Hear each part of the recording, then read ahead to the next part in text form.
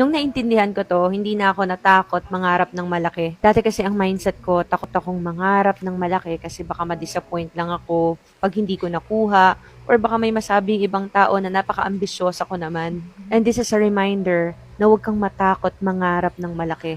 Dahil ang pangangarap mo ay hindi lang naman para sa sarili mo or para sa pamilya mo, kundi para makapag-inspire ka rin ng maraming tao sa paligid mo. Yes, matcha-challenge ka at mahihirapan ka. Hindi talaga madali, pero mag-grow at madedevelop ka. Napakalaki ng potensyal mo, kaya huwag mong ilimit yung sarili mo. Sipagan mo lang at gawin mo lang ang nararapat, makakamit mo rin yung tagumpay na pinapangarap mo. At ikaw naman ang magiging inspirasyon sa iba na huwag sumuko. Na through your life, maging inspirasyon ka sa iba na mangarap din ng malaki at ma-realize na wala tayong dapat ikatakot kasi kasama natin si God sa pag-abot ng mga pangarap natin. Desire niya na mangarap ka ng malaki na hindi mo talaga kakayanin on your own para dumepende ka sa Kanya.